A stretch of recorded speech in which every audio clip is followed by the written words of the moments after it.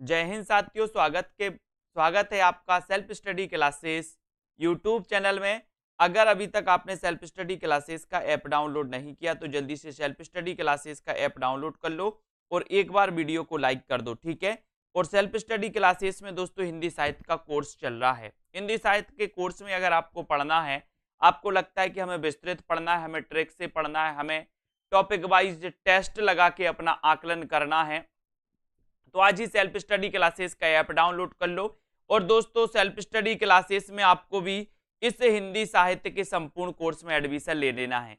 अब इस एडमिशन कैसे लें, तो आपको क्या करना है, ऐप में जाकर के स्टोर में क्लिक करना है, आपको ये हिंदी साहित्य का संपूर्ण कोर्स दिखेगा। ये कोर्स मात्र 1100 रुपए में है दोस्तों। इस कोर्स में आप एडमिशन लेकर के पेड कोर्स में बढ़िया तरीके से विस्तृत अध्ययन कर सकते हो। आप किसी भी एग्जाम की तैयारी कर रहे हो दोस्तों, तो इस कोर्स में एडमिशन जरूर लें। यूपीएलटी ग्रेड जो कि दोस्तों आने वाली ये जो वैकेंसी है, इसके लिए भी आप अगर तैयारी कर रहे हैं, या टीजीटी पीजीटी या मास्टर कैडर के लिए तैयारी कर रहे हैं, तो बिल्कुल भी देर ना करें, तैयारी स्टार्ट कर दें। और तैयारी दोस्तों अब आपकी मात्र 1100 रुपए में एक 3 दिन के लिए ऑफर आपके लिए दिया गया है। इसमें आप बहुत अच्छे से अध्ययन कर सकते हैं। तो अपना कुछ विस्तृत अध्ययन यहाँ पर चल रहा है। पौराणिक जैन साधकों की प्रेरक जीवन कथा या लोक प्रचलित कथाओं को आधार बनाकर जैन मत का प्रचार किया गया दोस्तों, ठीक है। स्वयंभू के बारे में कल अपन ने चर्चा की थी कि सर स्वयंभू अपभ्रंश के कवि हैं, अपभ्रंश के प्रथम महाकवि माने जाते हैं। स्वयंभू दोस्तों जैन आचार्य हैं, आपको पता होगा। और स्वयंभू को हिंदी का प्रथम कवि माना था किसने? राम कुमार वर्मा ने, ठीक है। राम कुमार वर्मा छायावादी दोस्तों आलोचक कवि माने जाते हैं, ठीक है। और उनका जन्म हुआ था कब? 1905 में। किसका? राम कुमार वर्मा का। आपने पढ़ा होगा कि सर राम कुमार वर्मा ने हिंदी साहित्य का जो प्रथम काल है उसको संधि काल नाम दिया था, और आदि काल को उन्होंने चारण काल नाम दिया था। पता होगा आपको। तो वही राम कुमार वर्मा है जिन्होंने स्वयंभू को हिंदी का प्रथम कवि माना। और स्वयंभू पौराणिक काव्यधारा के महान कवि हैं दोस्तों, पौराणिक काव्यधारा के महान कवि हैं। इन्होंने राम कथा को आधार मानकर पयोमचर्यु, ये पयोमचर्यु दोस्तों महाकाव्य है, और दोस्तों ये अपभ्रंश का महाकाव्य की इन्होंने रचना की। और तुलसी की रामचरितमानस आपने पढ़ी होगी, रामचरितमानस तुलसीदास कृत रामचरितमानस दोस्तों। और रामचरितमानस जो ग्रंथ है ये अवधी भाषा में लिखा गया, अवधी भाषा में लिखा गया। अब आपको बताना है कि जो तुलसीदास ने रामचरितमानस की रचना की थी, इसकी रचना कब की थी और कितने दिन में इन्होंने इसकी रचना कर पाई थी तुलसीदास ने। क्योंकि अपन पढ़ते हैं कि सर रामचरितमानस राम काव्य पर आधारित क्या है? महाकाव्य है। कितने कांड हैं इसमें? 7 कांड हैं रामचरितमानस में, ठीक है। अब रामचरितमानस की रचना कब हुई और रामचरितमानस दोस्तों आपको बताना है कि इसकी रचना कितने दिन में हुई, फटाफट से बताएंगे। और वही रामचरितमानस पर इस पयोमचर्यु का दोस्तों स्पष्ट प्रभाव परिलक्षित होता है, जो कि अपभ्रंश का महाकाव्य है। और इसी पयोमचर्यु को जैनी रामायण कहा जाता है। पयोमचर्यु का दोस्तों रामचरितमानस पर स्पष्ट प्रभाव क्या होता है? परिलक्षित होता है, ठीक है। बिल्कुल सही आंसर बताया कि सर जो रामचरितमानस है इसका रचना काल है 1574 ईस्वी, या फिर दोस्तों 1631 संवत 1631, ठीक है। 2 वर्ष 7 माह और 26 दिन में इस रामचरितमानस की रचना की थी तुलसीदास ने, ठीक है। पयोमचर्यु 5 कांड और 83 संधियों वाला विशाल महाकाव्य दोस्तों। इसमें 5 कांड है पयोमचर्यु में और 83 संधियों वाला ये क्या है? महाकाव्य है। और अपभ्रंश का आदि काव्य माना जाता है। अतः स्वयंभू को अपभ्रंश का वाल्मीकि कहा जाता है। क्वेश्चन भी कई बार आया है कि अपभ्रंश का वाल्मीकि किसे कहा जाता है? वाल्मीकि देखो कैसा लिखा, पिछली बार एलटी ग्रेड में वाल्मीकि शब्द आया था, वाल्मीकि शब्द शुद्धि में पूछा गया था कि वाल्मीकि की जो है शब्द शुद्धि करिए या फिर शुद्ध करिए, या वाल्मीकि कैसा लिखा जाता है इस प्रकार से। ये एलटी ग्रेड में पूछा गया था पिछली बार जब एलटी ग्रेड हुआ था। तो वाल्मीकि आपको याद रख लेना। और डॉक्टर भयाणी ने स्वयंभू को अपभ्रंश का कालिदास और पुष्पदंत को भवभूति कहा। यहां से एक क्वेश्चन आपका क्वेश्चन बन जाएगा दोस्तों एग्जाम में। सबसे पहले तो आपसे ये पूछा गया कि पय्युम चरिऊ के रचनाकार कौन है, तो अपन ने बता दिया स्वयंभू हैं। ठीक है, अब स्वयंभू का जो पय्युम चरिऊ है ये इसमें 5 कांड है, 83 संधियों वाला ये महाकाव्य है। ठीक है, अपन ने देखा कि स्वयंभू को हिंदी का प्रथम कवि रामकुमार वर्मा ने माना। अब स्वयंभू को अपभ्रंश का वाल्मीकि कहा जाता है। एक क्वेश्चन आपका आएगा कि दोस्तों अपभ्रंश का वाल्मीकि किसे कहा जाता है। अपन बाल्य लिख देते हैं, क्या लिख देते हैं, बाल्य। ऐसा बनाया और या बना दिया, या नहीं बनाना अपन को, सीधा आधा ला और मां में छोटी की और की, इस प्रकार से। तो ये वाल्मीकि आपको शब्द शुद्धि में भी पूछा गया था एलटी ग्रेड में। ठीक है, अब डॉक्टर भयाणी ने स्वयंभू को अपभ्रंश का कालिदास, अब ये आपसे पूछा जाएगा कि दोस्तों अपभ्रंश का कालिदास किसे कहा जाता, तो अपभ्रंश का कालिदास स्वयंभू को कहा जाता। स्वयंभू को अपभ्रंश का कालिदास किसने कहा, तो उत्तर होता डॉक्टर भयाणी ने। अब पुष्पदंत से पूछा जाता है कि अपभ्रंश का भावभूति किसे कहा जाता, तो अपभ्रंश का भावभूति पुष्पदंत को। किसने कहा, तो किसने कहा, डॉक्टर भयाणी ने। तो डॉक्टर भयाणी ने स्वयंभू को अपभ्रंश का कालिदास और पुष्पदंत को भावभूति कहा, ये आपको याद रख लेना है। उसके बाद रोड़ाकृत राउल बेल की बात करते हैं। 11वीं शताब्दी गद्य पद्य मिश्रित चंपू काव्य है दोस्तों। चंपू काव्य समझते हो आप, चंपू काव्य यानी कि जिसमें गद्य और पद्य का क्या होता है, मिश्रण होता है, वो चंपू काव्य कहलाता है। और ये दोस्तों जो चंपू काव्य है राउल बेल, ये बहुत ही प्राचीनतम कृति है। यह धार मालवा के एक शिलालेख पर अंकित है दोस्तों, ये भी अपन को याद रख लेना है। ठीक है, और यहां से जब ये शिला पर अंकित है तो इसे शिलांकित कृति कहा जाता है। तो एक क्वेश्चन आता है कि निम्न में से बताइए कौन सी शिलांकित कृति है, तो शिलांकित कृति कौन सी है, तो आपको बताना है राउल बेल शिलांकित कृति। इसके रचनाकार कौन है, तो रोड़ा कवि हैं, ये भी याद रख लेना। आपसे पूछा जाता है कि निम्न में से बताइए कौन सा चंपू काव्य है, तो चंपू काव्य है कौन सा, राउल बेल। ठीक है, इसको ऐसे याद रखेंगे। उसके बाद आपको पता होनी चाहिए कि राउल बेल जो है ये 11वीं शताब्दी का लौकिक श्रृंगारी काव्य है दोस्तों। इसमें किसी राजा के अंतःपुर में रहने वाली विभिन्न प्रदेशों की रानियों का वर्णन है, और राउल बेल में नक्सिक वर्णन की श्रृंगार परंपरा का आरंभ माना जाता है। यहीं से एक क्वेश्चन आया था टीजीटी में, टीजीटी में आया था दोस्तों। कैसा आया था, किसी को पता है, राउल बेल से संबंधित सात रानियों के नक्सिक वर्णन का इस प्रकार से कुछ क्वेश्चन आया था। तो ये वही राउल बेल है दोस्तों, ये राउल बेल वही है जिसकी दोस्तों नक्सिक वर्णन की श्रृंगार की परंपरा का आरंभ हुआ। तो आपसे कभी क्वेश्चन यहां से भी पूछा जाता है कि निम्न में से बताइए किस रचना के माध्यम से नक्सिक वर्णन की श्रृंगार परंपरा का आरंभ माना जाता है, तो आपका उत्तर होता है राउल बेल। राउल बेल रोड़ा कवि है ना, इनको भी अपन को याद करना है। उसके बाद बिल्कुल 7 भाषाओं का प्रयोग हुआ जिसमें राजस्थानी मुख्य है, आयुषी जी बिल्कुल सही है। ठीक है, भारतीय भाषा में रचित इस्लाम धर्मावलंबी कवि की प्रथम रचना संदेश रासक 13वीं सदी है, और इसके रचयिता है अद्दहमाण। अद्दहमाण यानी कि अब्दुल रहमान। यह 3 प्रकरणों में विभाजित 223 छंदों का दोस्तों क्या है, संदेश काव्य है। अब यहां से क्वेश्चन बनता है कि संदेश रासक को हिंदी की प्रथम रचना किसने माना है, या फिर अब्दुल रहमान को हिंदी का प्रथम कवि किसने माना है, ये आपको कमेंट में लिखना है। तो जल्दी से एक बार कमेंट में लिख दो। बाकी यहां पर आपको ये चीज याद रखनी है कि जो संदेश रासक है इसके रचनाकार अब्दुल रहमान है, क्योंकि अब दूर नहीं है संदेश भेजना। अब दूर है क्या, नहीं है। एक बटन चटकाओ हजारों संदेश पहुंच जाते हैं।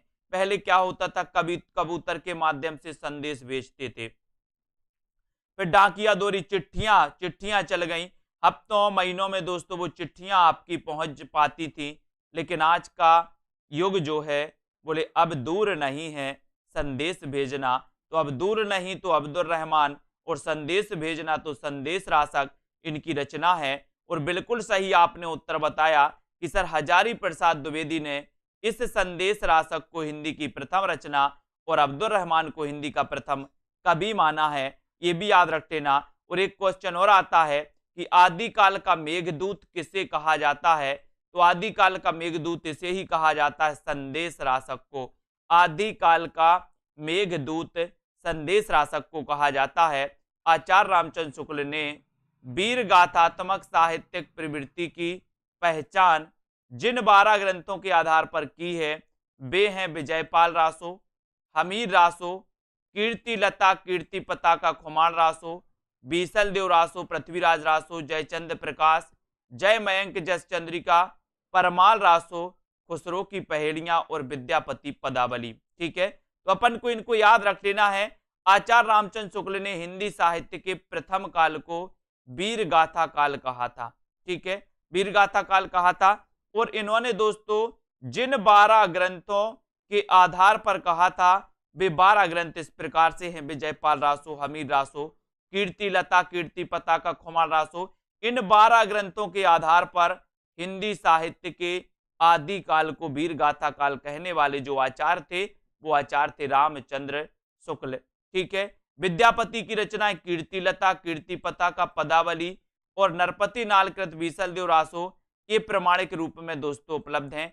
इनको भी अपन को याद करना है कि सर कीर्ति लता कीर्ति पताका और पदावली ये 3 रचनाएं अपन को याद रख लेना, किसकी?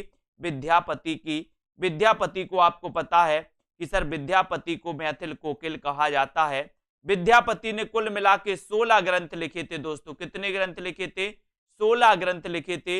इन 16 ग्रंथों में 2 अभट्ट में इन्होंने लिखे थे, एक पदावली में दोस्तों और संस्कृत आदि में इन्होंने लिखे थे। तो अपन को कभी कभी ऐसा भी आता है कि विद्यापति ने कुल कितने ग्रंथ लिखे, तो ये 16 लगाना है। बाकी कीर्ति लता की भाषा क्या है तो अभट्ट है, कीर्ति पताके की भाषा क्या है तो अभट्ट है, पदावली की भाषा क्या है तो दोस्तों इसकी मैथिली भाषा है, ये भी अपन को याद कर लेना है। और नरपति नाल की बीसल देव रासो, बीसल देव रासो कई बार पूछा गया कि बीसल देव रासो के रचनाकार कौन है, तब आपको नरपति नाल बताना है। और दोस्तों जो बीसल देव रासो है ये श्रृंगारिक रचना मानी जाती है, बीसल देव रासो, नरपति नाल। और एक क्वेश्चन आता है कि बताइए अजमेर के शासक से संबंधित रचना कौन सी है, तो वो रचना है बीसल देव रासो। ठीक है, विद्यापति ने कुल 14 ग्रंथों की रचना की, इनमें 11 संस्कृत के और 2 अभट्ट के। ये दोस्तों 14 नहीं है, ये 16 ग्रंथ हैं। कितने ग्रंथ हैं? 16 ग्रंथ। ठीक है, 16 ग्रंथों की रचना की है, इनको भी अपन को याद कर लेना। और विद्यापति को मैथिल कोकिल, कवि शेखर, अभिनव, जयदेव, कवि रंजन, कवि कंठर आदि नामों से जाना जाता है। तब आपसे क्वेश्चन बनता है कि मैथिल कोकिल किसे कहा जाता? उत्तर होता विद्यापति को। कवि शेखर किसे कहा जाता? विद्यापति को। अभिनव जयदेव किसे कहा जाता? विद्यापति। कवि रंजन या कवि कंठर किसे कहा जाता? उत्तर होता विद्यापति को। ठीक है, विद्यापति ने अपनी रचना कीर्ति लता को कहानी कहा है। विद्यापति ने अपनी रचना कीर्ति लता को क्या कहा है? कहानी कहा है। और विद्यापति की कीर्ति लता ऐतिहासिक महत्व का क्या है? प्रबंध काव्य है। इसमें दोस्तों कीर्ति सेन द्वारा अपने पिता का बदला लेने का वर्णन है और इसमें कवि ने जौनपुर नगर का यथार्थ वर्णन किया। कीर्ति पताका अभी तक दोस्तों ये सूचना मात्र है, नोटिस मात्र है। कभी कभी ऐसा भी क्वेश्चन आता है कि विद्यापति की कौन सी रचना नोटिस मात्र है, तो नोटिस मात्र है कीर्ति पताका। अब आपसे क्वेश्चन पूछने की बारी है, कुछ और पढ़ लेते हैं, फिर आपसे 2-3 क्वेश्चन पूछेंगे कि आप लोग कितना पढ़ रहे हो। ठीक है, बिल्कुल यहां पर याद रखते ना, पदावली विद्यापति की यश का आधार है। इसमें राधा कृष्ण के लौकिक प्रेम का वर्णन है। कवि का मन वैवाहिक संधि का चित्रण करने में विशेष रूप से रमा है। और विद्यापति की पदावली भक्ति परक रचना है दोस्तों, श्रृंगार परक इस बात को लेकर काफी विवाद है कि भक्ति परक है या श्रृंगार परक। ठीक है, विद्यापति की पदावली में प्रार्थना और नचारी के अंतर्गत पदों में दुर्गा, गंगा, जानकी, शिव, कृष्णा आराधना गीत, अतः कुछ विद्वान इन्हें भक्त कवि मानते हैं। ठीक है, कुछ विद्वान इन्हें श्रृंगारिक कवि मानते हैं। आचार्य हरिप्रसाद शास्त्री, रामचंद्र शुक्ल, सुभद्रा झा, राम कुमार वर्मा, रामवृक्ष बैनीपुरी आदि विद्वानों ने विद्यापति को श्रृंगारी कवि माना है। विद्यापति को क्या माना है? श्रृंगारी कवि। किसने? रामचंद्र शुक्ल, सुभद्रा झा, राम कुमार वर्मा और हरिप्रसाद शास्त्री। अब यहां से क्वेश्चन आपका बन सकता है कि निम्न में से बताइए किस विद्वान ने विद्यापति को श्रृंगारी कवि माना है या नहीं माना है, इस प्रकार से। ठीक है, तो यहां तक अपन ने पढ़ लिया। अब आपको बताना है, सभी लोग बताएंगे कि दोस्तों जल्दी जल्दी बताएंगे, पयोम चर्यू के रचनाकार कौन है? पयोम चर्यू के रचनाकार कौन है? जल्दी बताइए। एक क्वेश्चन आपके लिए फटाक से कमेंट में आना चाहिए, कितना आप लोग पढ़ रहे हो और कितना नहीं पढ़ रहे, और कौन से ऐसे साथी हैं जिन्होंने सेल्फ स्टडी क्लासेस का ऐप डाउनलोड अभी तक नहीं किया है और आप एलटी ग्रेड एग्जाम की तैयारी कर रहे हैं और आप टीजीटी पीजीटी की तैयारी कर रहे हैं और अभी तक आपने दोस्तों सेल्फ स्टडी क्लासेस का ऐप डाउनलोड नहीं कर पाया। जल्दी से करिए और यहां पर आइए दोस्तों, बाबू ब्रजनंदन सहाय, श्याम सुंदर दास, हजारी प्रसाद द्विवेदी विद्यापति को भक्त कवि मानते हैं। तो इस विवाद में से एक क्वेश्चन आपका फंस सकता है। तो आपने बताया कि सर पयोम चर्यू, पयोम चर्यू आपका बिल्कुल सही आंसर हो जाएगा, पयोम चर्यू आपका राइट आंसर हो जाएगा। पयोम चर्यू की राइट जो लेखक हैं वो कौन है? स्वयंभू हैं। स्वयंभू बिल्कुल सही है, ठीक है, वेरी गुड। अब आपको बताना है कि दोस्तों अपभ्रंश का कालिदास, अपभ्रंश का कालिदास स्वयंभू को किसने माना है या किसने कहा है? स्वयंभू को अपभ्रंश का कालिदास किसने कहा, ये आपको बताना है। तो जल्दी से बताएं। जॉर्ज ग्रियर्सन, नागेंद्र नाथ गुप्त, जनार्दन मिश्र आदि विद्वानों ने विद्यापति को रहस्यवादी कवि माना। तो यहां पर तीन धारणाएं हो गई दोस्तों। एक मत है कि विद्यापति श्रृंगारिक कवि हैं, दूसरा मत है भक्त कवि हैं, तीसरा मत है कि रहस्यवादी कवि हैं, ठीक है। तो इनको याद रख लेना। आचार्य रामचंद्र शुक्ल के अनुसार विद्यापति के पद अधिकतर श्रृंगार के ही हैं, जिनमें नायिका और नायक राधा कृष्ण हैं। विद्यापति को कृष्ण भक्तों की परंपरा में नहीं समझना चाहिए, ये आपको याद रख लेना है, ठीक है। तो ये आचार्य रामचंद्र शुक्ल ने कहा था। और ये कभी कभी कथन आपसे पूछा जा सकता है कि डॉक्टर भयाणी ने स्वयंभू को अपभ्रंश का कालिदास कहा। बहुत बढ़िया। विद्यापति के पद अधिकतर श्रृंगार के ही हैं, जिनमें नायिका और नायक राधा कृष्ण हैं। विद्यापति को कृष्ण भक्तों की परंपरा में नहीं समझना चाहिए, ये अपन को याद कर लेना। मिथिला में विद्यापति को कोई वैष्णव कवि नहीं मानता और ना ही दोस्तों इन्हें भक्त कवि कहता है। सूर्यकांत त्रिपाठी निराला ने विद्यापति की पदावली के श्रृंगारिक पदों की मादकता को नागिन की लहर कहा है। ये क्वेश्चन आया है एग्जाम में कई बार, आपसे पूछा जाएगा कि विद्यापति की पदावली जो कि मैथिली भाषा में है, पदावली के श्रृंगारिक पदों की मादकता को नागिन की लहर किसने कहा है? नागिन की लहर किसने कहा है? तो आप क्या बताओगे? नागिन की लहर कहा है सूर्यकांत त्रिपाठी निराला ने, सूर्यकांत त्रिपाठी निराला ने। इनको याद रखो। हजारी प्रसाद द्विवेदी ने विद्यापति को श्रृंगार रस का सिद्धबाक कवि कहा है। दोस्तों ये क्वेश्चन भी आया है कई बार, आपसे पूछा जाएगा कि विद्यापति को श्रृंगार रस का सिद्धबाक कवि किसने कहा? उत्तर हो जाएगा हजारी प्रसाद द्विवेदी ने। क्या हो जाएगा? हजारी प्रसाद द्विवेदी ने। फिर बात करें कि हिंदी में विद्यापति को कृष्ण गीति परंपरा का प्रवर्तक माना जाता है, कृष्ण गीति परंपरा का प्रवर्तक। और बंगाल में विद्यापति को लोग वैष्णव भक्त मानते हैं। बंगाल में बीसलदेव रासो में शाकंभरी नरेश बीसलदेव और भोज परमार की पुत्री राजमती के विवाह, वियोग और पुनर्मिलन का दोस्तों वर्णन है। यह प्रधानतः श्रृंगारी काव्य है। कौन सा? बीसलदेव रासो। अब बीसलदेव रासो आपको बताना है कि इसके रचनाकार कौन है। फटाक से बताइए, ये क्वेश्चन तो कई बार आया है, सभी लोग बताएंगे, सभी को बताना है, ठीक है। हरदयाल जी प्रजापति, आपको क्या लग रहा है, क्या समझ में आ रहा है आपको, बताएं। तो बीसलदेव रासो इसके रचनाकार कौन है, ये आपको बताना है। फटाक से बताइए और जल्दी जल्दी से दोस्तों शेयर कर दीजिए एक बार। बीसलदेव रासो के रचनाकार कौन है, बताएं, फटाक से बताना है। और हिंदी काव्य में प्रयुक्त होने वाला 12 मासा वर्णन सर्वप्रथम बीसलदेव रासो में मिलता है दोस्तों। अब यहां से दो क्वेश्चन बनते हैं। एक क्वेश्चन तो आपका बनता है, एक क्वेश्चन तो आपका बनता है कि दोस्तों जो नक्सिक परंपरा का प्रारंभ होता है वो कहां से होता है? राउलबेल से होता है। दूसरा क्वेश्चन आपका बनता है कि जो 12 मासा वर्णन का सर्वप्रथम उल्लेख मिलता है वो कहां से मिलता है? बीसलदेव रासो से मिलता है। तो बीसलदेव रासो किस प्रकार का ग्रंथ है? ये श्रृंगारक ग्रंथ है, इसको भी अपन को याद कर लेना। कैसा ग्रंथ है? श्रृंगारक ग्रंथ है, तो ये अपन को याद करेंगे। और दोस्तों यहाँ पर बीसलदेव रासो हो गया और राउल बेल के बारे में भी अपन ने चर्चा कर ली। ठीक है, हिंदी काव्य में प्रयुक्त होने वाला 12 मासा वर्णन अपन को मिल गया। हमीर रासो, हमीर रासो के रचनाकार कौन है? फटाक से कमेंट आना चाहिए। जितने भी हमारे होशियार लोग हैं, बहुत एक्सपर्ट लोग हैं, उनका उत्तर पहले आना चाहिए। हमीर रासो के रचनाकार कौन है? जल्दी से बताइए। आपने बहुत अच्छे से पढ़ा है। जयचंद प्रकाश और जय मयंक जस चंद्रिका, इन तीनों के रचनाकार आपको बताना है। बताएं फटाफट से। जय मयंक जस चंद्रिका, इसके रचनाकार कौन है? जयचंद प्रकाश के रचनाकार कौन है? तो फटाक से बताएं, क्या हो जाएगा उत्तर? बताएं। हमीर रासो, जयचंद प्रकाश और जय मयंक जस चंद्रिका, इसके रचनाकार आपको बताना है। बहुत ही बढ़िया आंसर आया है कि सर हमीर रासो के रचनाकार तो सारंगधर हैं। बिल्कुल सही है। जयचंद प्रकाश ये किसकी रचना है? जयचंद प्रकाश भी बता दो जरा फटाक से।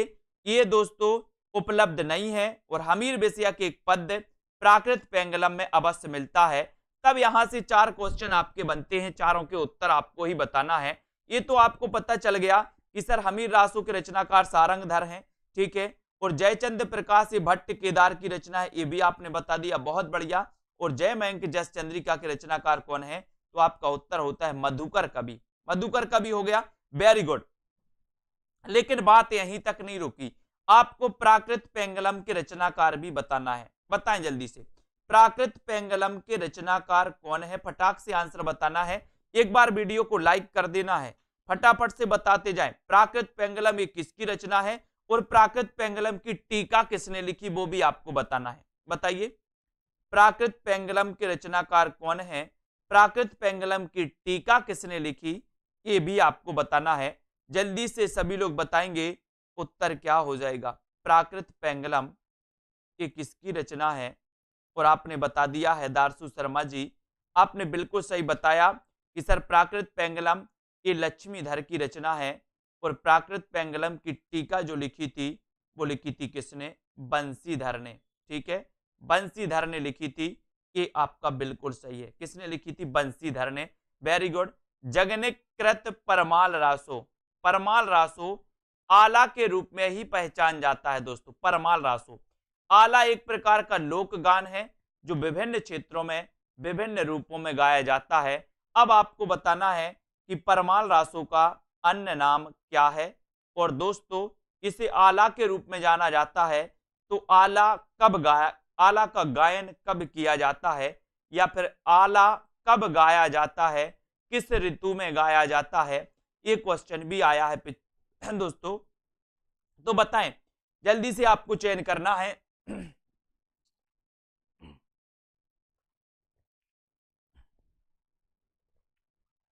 आला किस ऋतु में गाया जाता है?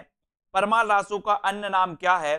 तो आपने बताया कि सर परमाल रासो का अन्य नाम आला खंड है, और जो आला है ये वर्षा ऋतु में इसका गायन किया जाता है। बहुत बढ़िया।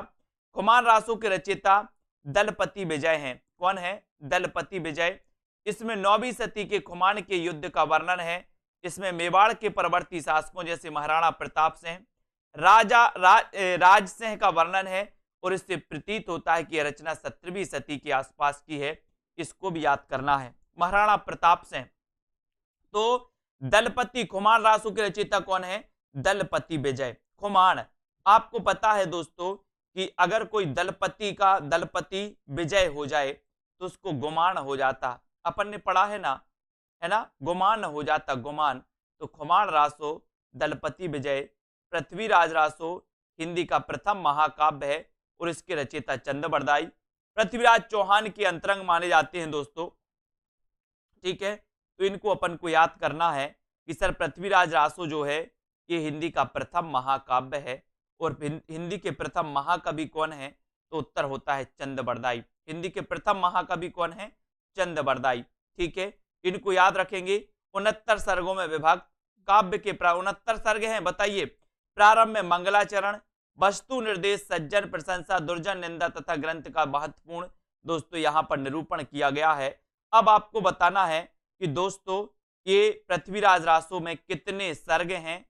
तो जल्दी से बताइए कितने सर्ग हैं? पृथ्वीराज रासो का रचना काल और इसका मूल रूप सर्वाधिक क्या है? विवादास्पद है।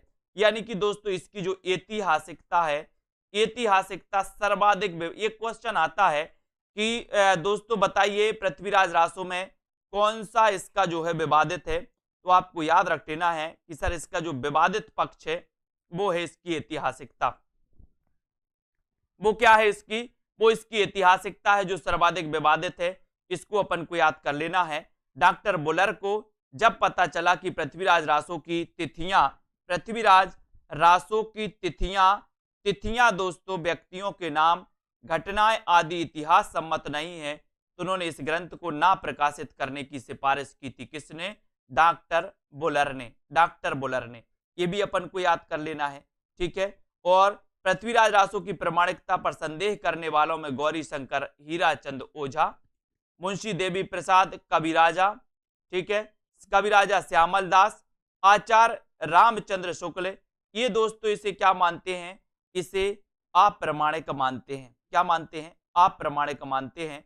और आपको बताना है कि सबसे पहले अप्रामाणिक किसने माना? पृथ्वीराज रासो को सबसे पहले अप्रामाणिक किसने माना है? कमेंट में आपको बताना है। जल्दी से एक बार लाइक कर दो। पृथ्वीराज रासो को सबसे पहले अप्रामाणिक मानने वाले विद्वान कौन से हैं? तो बताएं। सबसे बड़ा सर्ग कनबज युद्ध है, बिल्कुल सही है, बहुत बढ़िया। तो पृथ्वीराज रासो को सबसे पहले अप्रामाणिक किसने माना? तब आपका उत्तर क्या हो जाएगा बताएं। और यहां पर आपका उत्तर हो जाएगा कि पृथ्वीराज रासो को प्रमाणिक मानने वाले विद्वानों में मिश्र बंधु हैं, ये प्रमाणिक मानते हैं। कर्नल टॉड हैं, ये प्रमाणिक मानते हैं। मोहनलाल विष्णुलाल पंड्या ये प्रमाणिक मानते हैं। डॉक्टर श्याम सुंदर दास ये प्रमाणिक मानते हैं। मैंने आपको बहुत अच्छे से पेड क्लास में आपको ट्रिक बताई थी, अगर किसी को याद हो। अप्रमाणिक मानने वाले, प्रमाणिक मानने वाले और अर्ध प्रमाणिक मानने वाले। देखते हैं कौन बता पाता है ट्रिक। अप्रमाणिक, प्रमाणिक और अर्ध प्रमाणिक की ट्रिक बताइए जल्दी से। मैंने तीनों चीजें आपको बताई थी।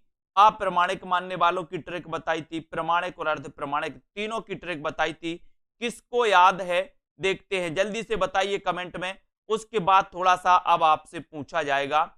आपसे पूछा जाता है दोस्तों कि विद्यापति के पदावली के श्रृंगारिक पदों को नागिन की लहर किसने कहा है? जल्दी से बताइए, बताएं फटाफट से बताएं। अप्रमाणिक, राम राम श्याम श्याम गोरी देवी बोल, बहुत बढ़िया कुरैशी जी। अप्रमाणिक मानने वाले विद्वानों की ट्रिक बता दी कुरैशी जी ने, वेरी गुड। और किसी को पता है? बताएं।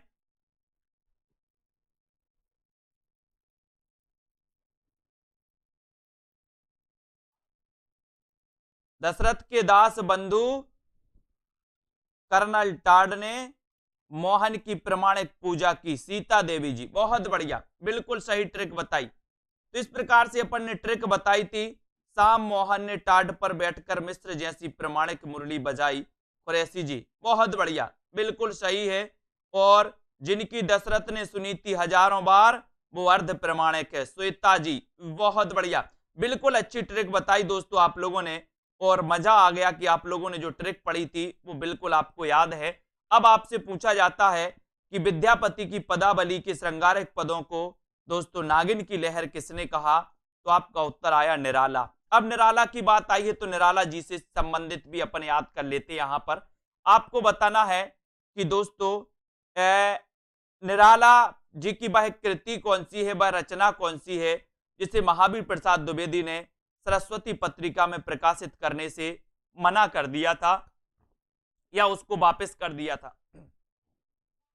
बताएं फटाक से, क्वेश्चन पे क्वेश्चन निकलेगा दोस्तों, फटाफट से आपको बताना है। निराला के बारे में मैंने आपसे एक क्वेश्चन पूछा है, उनके बारे में भी थोड़ा सा मैं आपको बता देता हूं कि निराला जी का जन्म हुआ था 1897 में। कोई विद्वान 1899 मानते हैं दोस्तों। निराला जी के जन्म को लेकर के मतभेद हैं। इनका महिषादल मेदिनीपुर में इनका जन्म हुआ था निराला जी का। इनका जीवन बहुत ही दुखद जीवन रहा दोस्तों, ठीक है। इन्होंने एक दोस्तों रचना की थी, सरोज स्मृति। सरोज स्मृति हिंदी संसार का सबसे शोक गीत माना जाता है और इनकी एक रचना राम की शक्ति पूजा बहुत ही प्रसिद्ध रचना है, कई बार पूछी गई। राम की शक्ति पूजा के रचनाकार कौन है? तो निराला जी माने जाते हैं। आधार स्तंभों में से, चार छायावाद के आधार स्तंभों में से एक माने जाते हैं निराला जी। और इनकी रचना थी दोस्तों कौन सी? 1916 की रचना थी जूही की कली। जूही की कली तो निराली है, तो निराला जी की रचना है। बहुत बढ़िया, बिल्कुल सही आंसर आपने बताया है। अब बात आती है दोस्तों यहां पर महावीर प्रसाद द्विवेदी की, क्योंकि इन्होंने महावीर प्रसाद द्विवेदी ने सरस्वती पत्रिका में प्रकाशित करने से मना कर दिया था। एक क्वेश्चन पूछा जाता महावीर प्रसाद द्विवेदी से कि महावीर प्रसाद द्विवेदी सरस्वती पत्रिका के संपादक कब बने? बताइए, सरस्वती पत्रिका के संपादक कब बने महावीर प्रसाद द्विवेदी? आपको कमेंट में लिखना है। बताइए। कुरैशी जी, लंबी कविता है राम की शक्ति पूजा, बहुत बढ़िया। दुख ही जीवन की कथा रही, क्या कहूं जो आज तक नहीं कही। ये निराला जी की बहुत ही पंक्ति अच्छी रही दोस्तों। निराला जी महादेवी वर्मा के मोह बोले भाई थे, आपने पढ़ा होगा। और निराला जी दोस्तों, जब निराला जी उनके क्या राखी बंधवाने गए थे महादेवी के पास, तो महादेवी जी से ही उन्होंने पैसे लिए और रिक्शे वाले को देने के लिए। तो निराला जी की कभी कथा सुनना, आप निराला जी की कहानी सुनना दोस्तों, बहुत ही बम्पर है। आपके जीवन को भी झकझोर के रख देगी कि किस प्रकार से इस महान कलाकार ने, महान लेखक ने दोस्तों साहित्य लिखा। और इन्हें छंद मुक्त छंद का प्रवर्तक माना जाता है निराला जी को। और बात करें काय की महावीर प्रसाद द्विवेदी की, वे 1903 में सरस्वती पत्रिका के संपादक बन गए। बहुत बढ़िया क्वेश्चन आपने बिल्कुल सही। अब सरस्वती पत्रिका की बात आई है, तो सरस्वती पत्रिका दोस्तों, सरस्वती पत्रिका के संस्थापक कौन थे? ये क्वेश्चन आपको बताना है। बताएं, सरस्वती पत्रिका के संस्थापक कौन थे? बहुत बढ़िया, राहुल राज जी। महावीर प्रसाद द्विवेदी के बाद देवी दत्त इसके संपादक बने थे 1920 के बाद। तो आपको यहां पर बताना है कि सरस्वती पत्रिका के संस्थापक कौन थे। फटाक से कमेंट में लिखाना। आज तो दोस्तों अपने कुछ क्वेश्चन शब्द से निकलेंगे, जो भी आपका आता है उससे अपन आगे बढ़ेंगे, धीरे धीरे पढ़ते चलेंगे। तो सरस्वती पत्रिका के संस्थापक कौन थे? बहुत बढ़िया क्वेश्चन आया है, किसका? नवदीप कौर का। बिल्कुल सही आंसर है सर। चिंतामणि घोष जो थे ये सरस्वती पत्रिका के संस्थापक थे, ठीक है। और दोस्तों संस्थापक थे, लेकिन एक क्वेश्चन और आता है कि ये जो सरस्वती पत्रिका थी इसके प्रथम संपादक कौन थे? प्रथम संपादक कौन थे सरस्वती पत्रिका के? फटाक से आपको बताना है। उत्तर आपका क्या हो जाएगा? क्या हो जाएगा? सरस्वती पत्रिका के प्रथम संपादक कौन थे? आपको कमेंट में लिखना है। प्रथम संपादक बताया है दया पांडे जी ने, बहुत बढ़िया बताया है कि सर प्रथम संपादक इसके श्याम सुंदर दास थे।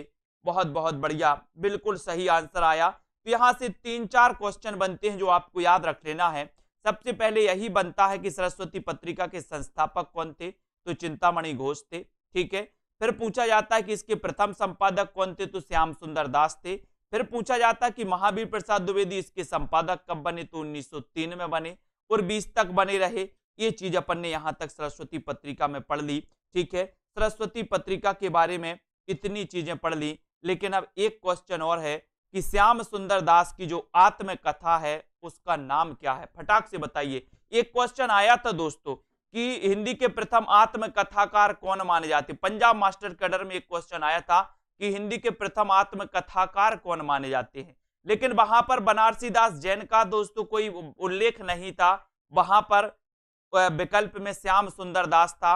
अब श्याम सुंदर दास की जो आत्मकथा है वो नाम आपको बताना है। श्याम सुंदर दास की आत्मकथा कौन सी है? जल्दी से बताओ। तो फटाक से बताना है। श्याम सुंदर दास की आत्मकथा का नाम क्या है? कौन बताएगा? बताएं। मेरी आत्म कहानी, बहुत बढ़िया। देखो किसी किसी ने अर्ध कथा बता दिया, लेकिन अर्ध कथा नहीं बताना है। मेरी आत्म कहानी, मेरी आत्म कहानी को दोस्तों इसका रचना काल भी आपको बताना है। और मेरी आत्म कहानी को आधुनिक काल की दोस्तों, आधुनिक हिंदी साहित्य, हिंदी की दोस्तों क्या मानी जाती है? प्रथम आत्मकथा मानी जाती है। बहुत बढ़िया शांति जी। 1941 1941 इसका रचना काल है।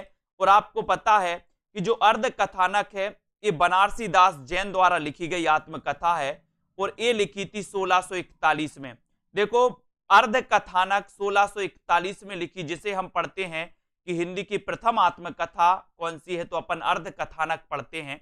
1641 इसका रचना काल है। लेकिन दोस्तों अपन क्या पढ़ते हैं, अर्ध कथानक के बाद मेरी आत्म कहानी, सेम 1641 से 1941 इसका रचना काल है और ये प्रथम आधुनिक आत्मकथा मानी जाती है। कौन सी दोस्तों, मेरी आत्म कहानी। तो अब आपसे कभी क्वेश्चन पूछा जाए कि हिंदी के प्रथम आत्मकथाकार कौन है और आपके ऑप्शन में बनारसी दास जैन का अगर जिक्र नहीं किया गया तो आपको उत्तर लगाना है कौन, श्याम सुंदर दास। और मेरी आत्म कहानी इनकी आत्मकथा का नाम है। इसको अपन को याद कर लेना है। बहुत बढ़िया, इतने अच्छे से आप लोगों ने पढ़ा है। सिर्फ अपन को थोड़ा थोड़ा पढ़ना है, शब्द से शब्द आगे बढ़ना है, लेखक से लेखक के आगे बढ़ना है। कोई भी शब्द आए, लेखक आए, उसके बारे में भी थोड़ा थोड़ा पढ़ना है। बहुत बड़ा नॉलेज आपका हो जाएगा। पढ़ते रहिए। सेल्फ स्टडी क्लासेस ऐप को डाउनलोड कर लीजिए, ठीक है। और दोस्तों जिनको भी पेड क्लास में एडमिशन लेना है वो आज ही सेल्फ स्टडी क्लासेस जो है ऐप डाउनलोड कर लो। यहाँ पर आ जाओ, यहाँ पर आपके लिए टेस्ट सीरीज भी करवाई जाती है।